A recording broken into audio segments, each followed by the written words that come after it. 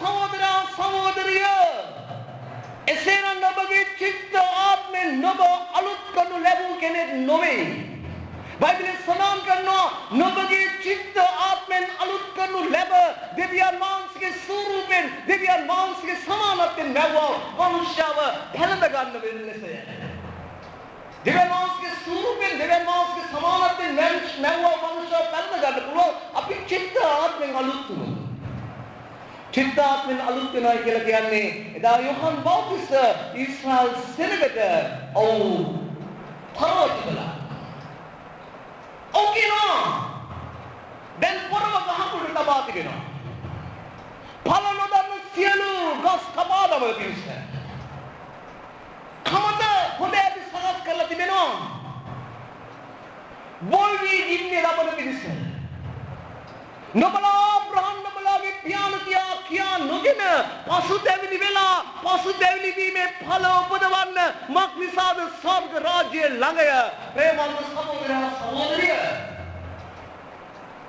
පසුතැවිලි ඵල උපදවන්න ඕනේ චිත්තාත්මෙන් අපි අලුත් වෙන්න ඕනේ එවිටයි අපි දෙවියන් වහන්සේගේ ස්වරූපෙන් දෙවියන් වහන්සේගේ සමානත්වයෙන් නැවුවා වංශව පැනගන්නේ එවිටයි අපේ ජීවිත තුළ දේව ස්වභාවය ඇති වෙන්නේ ප්‍රේමවන්ත සහෝදරයා සහෝදරිය යේසුස් වහන්සේ තමයි අපේ එකම ආදර්ශය එහෙනම් යේසුස් වහන්සේ කියලා මාව දැකපු තැනැත්තේ දෙවියන් වහන්සේව දැක්කේ අපිව දකින්න තැනැත්තෝ කියන්න ඕනේ මොවුන් ඇවිල්ලා දෙවියන් වහන්සේගේ දරුවෝය මොවුන් දෙවියන් වහන්සේගේ දරුවෝය මොවුන්ගේ ජීවිතේ ඉතල ඉස්සර තිබුණු ජීවිතේ නෙමෙයි මොවුන් කාලේ නමුත් අද ඔවුන් ආලෝකය ලැබලා ඔවුන් ලස්සන ජීවිත ගත කරනවා දෙවියන් වහන්සේට ගෞරවය දෙන්න ඕනේ ඒකයි උන්වහන්සේගේ නුඹලාගේ යහපත් ක්‍රියාවල් දැකලා මනුෂ්‍ය ස්වර්ගයේ දෙවියන් වහන්සේට ප්‍රශංසා කර පිණිස නුඹලාගේ ආලෝකය ඔවුන් ඉදිරියේ බබලවන්න ප්‍රේමවන්ත සහෝදරයා සහෝදරිය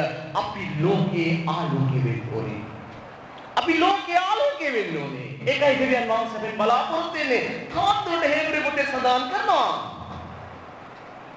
ප්‍රභාවදී උන්වහන්සේ දෙවියන් වහන්සේගේ ස්වරූපෙට වනසේක තමන් පරාක්‍රමයේ වචනෙන් සියල්ල දරමින් පෞගෙන පවත්වීමක් කළ පසු උසස් ස්ථානවල මහෝත්තමයන් වහන්සේගේ දකුණු පැත්තේ ඉඳගත්සේක මොනවද මේ දෙවියන් වහන්සේගේ වචනේ සඳහන් කරන්නේ වචනේ සියල්ල තමන්ගේ බල පරාක්‍රමයේ වචනෙන් සියල්ල දරමින් බල පරාක්‍රමයේ වචනේ ඔබ දන්නා මේ වචනේ තමයි බලවත්.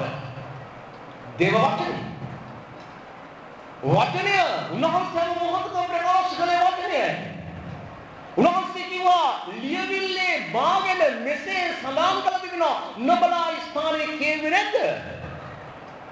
ලියවිලි ප්‍රකාර තමයි උන්වහන්සේ කුරුසේ මැරුණේ. ලියවිලි ප්‍රකාරය තමයි උන්වහන්සේ නැවත දින 3කින් මරු පරලවා නැටු ලැබුවේ. එනම් වචනය තමයි අපේ ජීවිතේ මුල්ට එනවා ගුණවත් නිකාවල් තියෙනවා අරවා මේවා ගොඩක් තියෙනවා නමුත් වචනේ නෑ වචනේ නැති තැන දෙවියන් වහන්සේ නෑ ප්‍රියතර සහෝදරයා සහෝදරිය කොච්චර සෙනග සිටියත් මොනහාස්කම් සිදු වුණත් දෙවියන් වහන්සේගේ වචනට මුල් ස්ථානය දෙන්නේ නැත්නම් දෙවියන් වහන්සේගේ වචන දේශනා කරන්නේ නැත්නම් දෙවියන් වහන්සේගේ වචනය අනුව ගමන් කරන්නේ නැත්නම් ඔවුන්ගේ ජීවිත තුළ දෙවියන් වහන්සේ නැහැ ඒකයි යේසුස් වහන්සේ කිව්වේ පුත්‍රයා ඇත්තර ජීවනයේ ඇත පුත්‍රයා නැත්තර ජීවනයේ නැත කවුද පුත්‍රයා පුත්‍රයා තමයි මීට වසර ගානකට ප්‍රථමයෙන් මාංශවත් වුණා වූ දෙවියන් වහන්සේගේ වචනය මීට වසර 2000 ප්‍රථමයෙන් මාංශවත් වූ දෙවියන් වහන්සේගේ වචනය තමයි දේව පුත්‍රයා එන යම් කිසි කෙනෙකුගේ ජීවිතය තුළ පුත්‍රයා සිටිනවා කියලා කියන්නේ දෙවියන් වහන්සේගේ වචනය තුළ ඔවුන් ජීවත් වෙන්න ඕනේ වචනය නොමැතිව ක්‍රිස්තියානි ජීවිතයක් නැහැ සමහර නිකායවල බයිබලයේ ප්‍රතික්ෂේප කරනවා ඔවුන් බයිබලය ගැන දන්නේ නැහැ බයිබලය පෙරලන්න දන්නේ නැහැ ඔවුන් සමහර විට බොරු කියනවා බයිබලයේ මේ ආකාරයෙන් කියලා දින ඕගලන් ගැන ක්‍රියාදර සහෝදරයා සහෝදරිය දෙවියන් වහන්සේ අපිට දෙවියන් වහන්සේව දැනගන්න දී තිබෙන එකම වචනේ ඇවිල්ලා සුද්ධ බයිබලයයි දෙවියන් වහන්සේගේ වචනයයි යමෙක් ජීවත් විය යුත්තේ දෙවියන් වහන්සේගේ වචනේ මතයි. ඒකයි යේසුස් වහන්සේ කිව්වේ පර්වතයේ මත තමාගේ ජීවිතය ගොඩනගා ගන්න මිනිස්සු ඇවිල්ලා ඥානවන්ත මිනිස්සෙක් පර්වතයේ තමයි දෙවියන් වහන්සේගේ වචනය. යේසුස් වහන්සේ වචනේ කර්ම කරගෙන තමයි උන්වහන්සේ ජයග්‍රහණය අයිති කරගත්තේ. වචනේ අපිට විරුද්ධව තිබෙන ලියවිල්ල තමයි මකලා දාලා උන්වහන්සේ අවසාන වචනේ කුරුසේ ප්‍රකාශ කළේ සියල්ල තීන්දුව වුණා. අපට විරුද්ධව අපට එදිරිව තිබුණා ලියවිල්ල මකලා අපට ජයග්‍රහණය දුන්නා. අද අපි වචනේ කර්ම කරගෙන ජයග්‍රහයක සෙනගා. එනම් ප්‍රේමවන්ත සහෝදරයා සහෝදරිය මේ වචනේ තමයි අපේ ජයග්‍රහණය, අපේ ආශිර්වාදය, අපේ මුක්තිය සියල්ල සඳහන් කර දෙන්නේ. වචනේ තුල අපේ ජීවිතය අපි ගොඩනගා ගන්න ඕනේ. සඳහන් කරන්නේ උන්වහන්සේ වචනේ සියල්ල ධර්මින් පෞගෙන පවත්වීමක් කළ පසු උසස් ස්ථානවල මහෝත්තමයන් වහන්සේගේ දකුණු පැත්තේ ඉඳගත්සේක. මොකද උන්වහන්සේ ඉඳගත්තේ? දකුණු පැත්තේ වාඩි වුණේ. උන්වහන්සේ දුන වම් පැත්තේ වාඩි වෙන්නේ. මේ බයිබලයේ හැම මොහොතකම දකුණු පැත්තේ ඇවිල්ලා ඉතාමත් වැදගත්. ඒක තමයි සමහර මිනිස්සුන්ගේ යා මගේ දකුණු අත. ඒ දකුණු අත කියලා කියන්නේ. එයාව එච්චර විශ්වාසවන්තයි. එයා තමයි යාගේ ශක්තිය. දකුණ ලියවිලි සඳහන් කරනවා ආබ්‍රහම් ලොත්ගෙන් වෙන මොහොතේදී. මොකද ආබ්‍රහම් කරපු එකම අඥානකමක් තමයි. මොකද අඥානකම? දෙවියන් වහන්සේ ආබ්‍රහම් කිව්වා ආබ්‍රහම් නුඹගේ නෑයන්ගේ නුඹගේ සියල්ලන් වෙන් වෙලා නුඹගේ මහරාවක් කැටුව මම පෙන්නනවා දේශයට ගමන් කරන්න. නමුත් ආබ්‍රහම් කුමක්ද කරන්නේ? තමාගේ ඥාති සහෝදරයට අනුකම්පා කරමින් ලොත්ව ගමනට කැඳවා ගත්තා. දෙවියන් වහන්සේ ලොත් ගැන සඳහන් කළේ නැහැ. ලොත්ව ගෙනියන්න කිව්වේ නැහැ. මෙයාදර සහෝදරයා සහෝදරිය අපේ ජීවිත තුළ බොහෝ විට අපි වරද්දගෙන තිබෙන දේවල් තමයි අපි දේව සැලැස්මට පිටින් අපි ක්‍රියා කිරීම. සමහර කාරණා දෙවියන් වහන්සේ අපිට කියනවා මේ දේ මේ ආකාරයෙන් කරන්න කියලා අපි තවත් ඒ දේ හොඳින් කරන්න යනවා. දෙවියන් වහන්සේට අපි කරන හොඳ වැඩක් නැහැ. අපි කරන හැම හොඳක් නැවිලා ඒව සුවදර්ශකම්. දෙවියන් වහන්සේ අපිට කියන දේ කිරීම පමණයි දෙවියන් වහන්සේ අපෙන් බලාපොරොත්තු වෙන්නේ. ප්‍රේමවන්ත සහෝදරයා සහෝදරිය ආබ්‍රහම් ලොත්ව කැඳවාගෙන ගියා. ලොත් නිසා ආබ්‍රහම්ට විශාල කරදර වලට මුහුණ පාන්න සිදු වුණා. අවසානයේදී ආබ්‍රහම් ඉඳන් කියනවා ලොත්ට නොබ මාත් ඇවිල්ලා අපි සහෝදරයෝ අප අතර දබර තියාගන්න හොඳ නැහැ. මක්නිසාද අපි සහෝදරයෝ? සබාවේ උනත් එක්කරයි. මතභේද තියාගත යුතු නැහැ. මක්නිසාද අපි සහෝදරයෝ? ආබ්‍රහම් කියනවා අපි අතරේ මතභේද තිබිය යුතු නැහැ. මක්නිසාද අපි සහෝදරයෝ? එනිසා අපි තීරණයක් ගමු.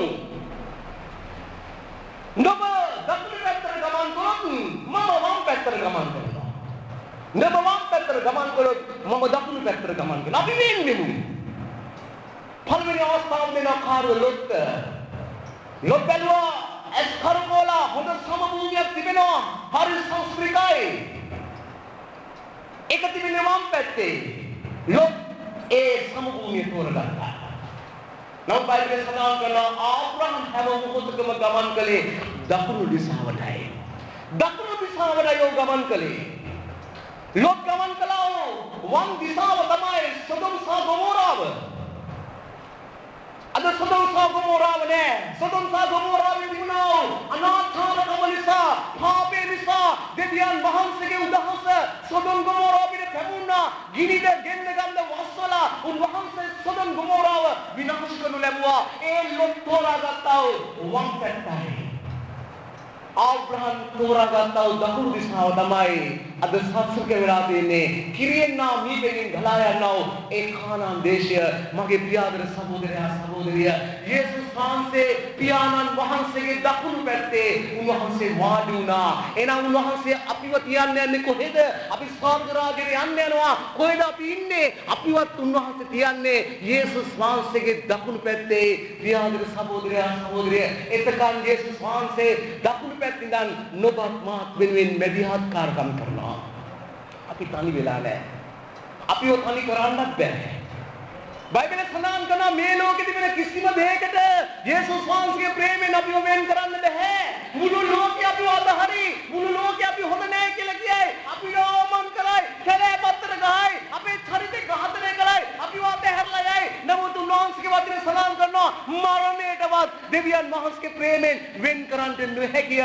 දෙවියන් වහන්සේගේ ප්‍රේමයෙන් වෙන් කරන්න කිසිවෙකුට බෑ. පියාඹර සහෝදරයා සහෝදරිය, මරණයටවත් බෑ දෙවියන් වහන්සේගේ ප්‍රේමයෙන් වෙන් කරන්න.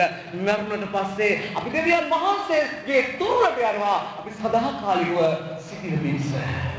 එනිසා විතර සඳහන් කරනවා උන්වහන්සේ පියාණන් වහන්සේගේ දකුණු පැත්තේ උන්වහන්සේ වාඩි වූසේක. මෙසේ දේව දූතයන්ට උත්කෘෂ්ඨ නාමයක් උන්වහන්සේට උරුම තිබෙන ලෙසම ඔවුන්ට වඩා එපමණ උතුම් වූසේක. දේව දූතයන්ට වඩා උතුම් නාමයක්. දේව දූතයන්ට වඩා උතුම් නාමයක්. ඔබ දන්නවද? යේසුස් වහන්සේට මුහුණ ගැටලා දේව දූතයෝ උපස්ථාන කළා. ශක්තිවත් කළා. මල්ලු වෙලදී නොබත් මාත් වෙනුවෙන් උන්වහන්සේ එක් කුසලානේ දරා ගන්න ශක්තිය ලැබෙන පිණිස දමින් ඉඳගෙන යාඥා කරන මොහොතදී ලියවිලි සඳහන් කරනවා උන්වහන්සේ අදහයටපත් වුණා. කවුද අදහයටපත් වුනේ? යේසුස් වහන්සේ. මනුෂ්‍යසයි දෙවියන් වහන්සේ අදහයටපත් වෙන්න පුළුවන්ද? පුළුවන්. ඒ හේතුව දෙවියන් වහන්සේ අදහයටපත් වෙන්නේ නැහැ. දෙවියන් වහන්සේ දුර්වල දෙවි කෙනෙක් නෙමෙයි. නමුත් යේසුස් ක්‍රිස්තුස් වහන්සේ ඇවිල්ලා 100% මිනිසෙකුයි. යේසුස් වහන්සේ සේවයට ආපු මොහොතේ යෙසායා 11 වෙනි පරිච්ඡේදය තුළ සඳහන් කරනවා ස්වාමීන් වහන්සේ තුළ ක්‍රියා කළා දෙවියන් වහන්සේගේ ආත්ම. උන්වහන්සේ තුළ බලය මන්ත්‍රණයේ ආත්මය තිබුණා. උන්වහන්සේ තුළ ඒ තිබුණා ඒ හැම ආත්මයක්ම උන්වහන්සේ කාලේ සම්පූර්ණ වෙද්දී පෞකාර අපුවෙන් මැරෙන්න සූදානම් වෙද්දී උන්වහන්සේ එකින් එක අත්හරු ලැබුවා. උන්වහන්සේ 100% මිනිසෙක් බවට පත් වුණා. මල්ලුවේදී උන්වහන්සේ 100% මිනිසෙක්. කුරුසේදී උන්වහන්සේ 100% මිනිසෙක්. ප්‍රියාදර සහෝදරයා සහෝදරිය 100% මිනිසෙක් මෙන් උන්වහන්සේ මල්ලුවේදී දනිමිනගෙන යාඥා කරන මොහොතේදී උන්වහන්සේට තේරුණා මහා සිකුරාදා උන්වහන්සේ මුළු ලෝකෙම පාපය උන්වහන්සේගේ කර පිටට ගන්නවා. පාපය ප්‍රසන්නකම ඒක තමයි ලියවිල්ලේ යෙසායා 53 වෙනි පරිච්ඡේදයේ සඳහන් කරන්නේ උන්වහන්සේ දකින්න කල උන්වහන්සේ තුල ආශා වීමට සෝබනකමක් තිබුණේ නැහැ. සමහර මේ බයිබල් පදයන් නම් කියනවා යේසුස් වහන්සේ අවලක්ෂණ කෙනෙක් කියලා. යේසුස් වහන්සේ දේව පුත්‍රයා ඊටමත් අලංකාර කෙනෙක්. එන යෙසායා කියන්නේ උන්වහන්සේව දකින්න කල උන්වහන්සේට ආශා වීම සෝබනකමක් තිබුණේ නැහැ. උන්වහන්සේ නොබගෙත් මගෙත් පාපය නිසා අවලක්ෂණ වුණා. මල්විලේ යාඥා කරද්දී උන්වහන්සේ කියනවා පියාණෙනි මේ දුක් ප්‍රාප්තිය මාගෙන් අයින් කරන්න පුළුවන් නම් එසේම වේවා. නමුත් මාගේ කැමැත්ත නොව ඔබගේ කැමැත්ත සිදු වේවා. එයි මහා සිකුරාදා උන්වහන්සේගේ කර පිටට ගන්නා මුළු ලෝකේ පාපය අප්‍රසන්නකම නිසා උන්වහන්සේ අදහිටපත් වුණා. උන්වහන්සේ කියනවා පියාණෙනි මේ දුක් ප්‍රාප්තිය මාගෙන් අයින් කරන්න පුළුවන් නම් එසේම වේවා. නමුත් මාගේ කැමැත්ත නොව ඔබගේ කැමැත්ත සිදු වේවා. ඒ මොහොතේ බයිබලයේ සඳහන් කරනවා ස්වර්ගෙන් දේවදූතයෝ දෙන්නෙක් ඇවිල්ලා යේසුස් වහන්සේව දකින්නමත් කළා. මිනිසෙක් වශයෙන් 100% මිනිසෙක් වශයෙන් යේසුස් ක්‍රිස්තුස් වහන්සේ අදහිනපත් වූ මොහොතේ ස්වර්ගයේ දේවදූතයෝ දෙන්නෙක් ඇවිල්ලා උන්වහන්සේව ශක්තිමත් කළා. ප්‍රේමවන්ත සහෝදරයා සහෝදරිය මේ යේසුස් ක්‍රිස්තුස් වහන්සේ 100% මනුෂ්‍යයා 100% දෙවියන් වහන්සේ 100% මිනිසෙක් වශයෙන් උන්වහන්සේ සියලු දේවල්ට මුහුණ දීලා නොබත් මගේ පාප වෙනුවෙන් කුරුසේ මත ජීවිතේ පූජා කළා. උන්වහන්සේ